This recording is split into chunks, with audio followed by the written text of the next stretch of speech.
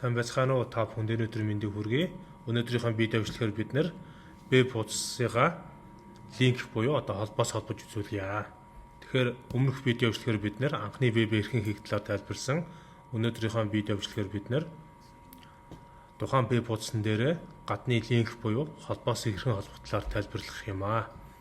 За хамгийн түрүүнд HTML хэлбэрийн тага бичих хэрэгтэй. За бид нэр HTML хэлбэрийн тага бичихийн тулд HTML гэсэн түлхүүргөө бичиж өгнө. За үүний дараа HTML тагийг дуусгасан түлхүүргөө бичиж өгнө. За энэ хоёрын дунд бид нэр HTML таг эхлээд HTML таг дуусчих хооронд HTML-ийнхаа үндсэн бие хэсгийг бичиж өгнө. За энэ дээр HTML-ийн body хэсгийг бичиж өгнө. За body хэсгээ биччихсний дараагаар бид нэр body хэсгийг тагаа бас дуусгаж өгөх ёстой байгаа. За ингээд дуусгасны дараагаар бид нэр body хэсэг дээр HTML-ийнхаа гарчиг тухайн өгүүлбэр за тэгээд линкээ холбож өгнө гэсэн үг. За гарчгийг бичгтээ болохоор маш амархан HTML дээр h1 гэдэг төвшөнтэйгээр за this is second title гэд нэр өгчээ. За энэ дээр pro easy гэдэг за гарчигныхаа нэрийг өглөө. Одоо гарчигныхаа нэг төвшөнтэй гарчгаа тага хааж бичээ. За үүний дараагаар бид нэр параграф буюу өгүүлбэрээ биччихье. За параграфаа бичгтээ бол дурын өгүүлбэрээ байж болно. This is test гэж биччихье. За ингээд параграф өгүүлбэрээ хаасан тагаа бичиж өглөө. Одоо хамгийн чухал гаднах линк буюу холбоосыг оруулж өгч байгаа тагаа бичье. За энэ хүү тагийг бичихийн тулд хамгийн гол нь юу их ёстой вэ гэхээр хамгийн түрүүнд за тага нэгээд a гэж бичээд href гэсэн туршилсан үгийг бичээд дотор нь тухайн веб сайтынхаа URL хаяг буюу URL хаягийг бичиж өгнө. За нэгсэндээ интернетийнхаа веб хаягаа гэсэн үг.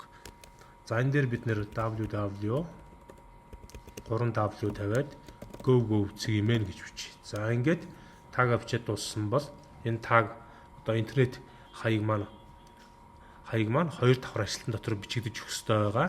Href гэсэн түлхүүргэн дээр тэнцвүүгийн тэмдэг өмнө тавиад дараах байдлаар бичих ёстой байгаа. За үүнийхэн дараагаар бид нэр a тага хаагаад дотор нь одоо энэ go цэг имэн лөө нэвтэрч орох линкийнхаа нэршлиг бичих ёстой. За энийг бол одоо багш нь линк гэж нэрлэчихье. За тэгээд хаалтан дор түрүүний энэ a тагаад хааж өгнө дуусгаад. За одоо файлаа хадгалаад бид нэр ажиллаж үзье. Файлынхаа нэрийг HTML өртгөлөөр хадгалах ёстой. За second гэсэн өртгөлөөр нэртэй HTML гэсэн өртгөлөөр хадгаллаа. За өмнө файл хадгалсан учраас дарж хадгалсан байна. За одоо run гэдээ ажиллуулад үзье. За ажиллуулад үзэхэд түрүүний бичсэн код маань дараах хэлбэртэй харагдана. Багш нь томруулаад харуулъя. За гарчиг нь гарч ийн this is second title pro easy. Дараа нь өгүүлбэр маань this is test гэсэн өгүүлбэр байна. За холбоос маань link гэсэн холбоос байна. За холбоос дээрээ дарлаа.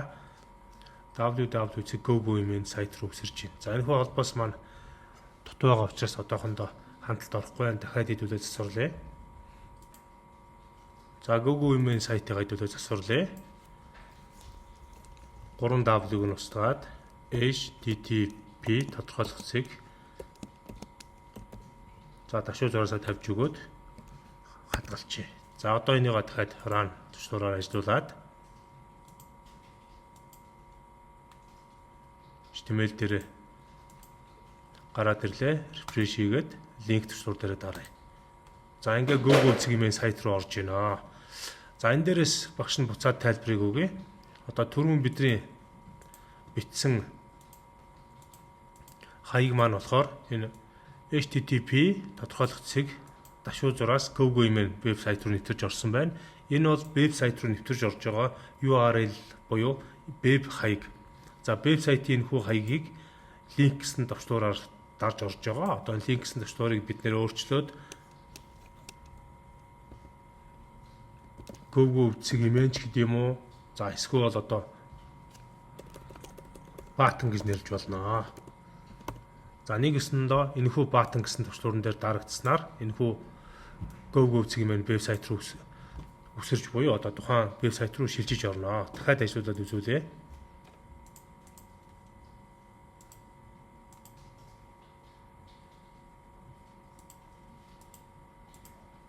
За start debug. За дахиад ажиллууллаа. Одоо энэ дээрээс ажилласан байгаа. Refresh дарая. За ингээд бидний URL хаяг маань баатан болж хувирсан байна. За энэ дээрээс одоо хэдүүлээ тайлбараа дахиад харъя. Баатан дээр дарлаа. Google email сайт руу нэвтэрч орж байна. За энэ хүү кодыг эхнээс нь маш товчоор тайлбарлая. Кодон дээр юу болсон бэ гэхээр age-ний төвшөнтэй гарчгийг бол бичсэн байгаа. Paragraph текстэн дотроо this is test гэсэн тестийг бичиж өгөөд дараа нь A буюу одоо тухайн таг бичдэг.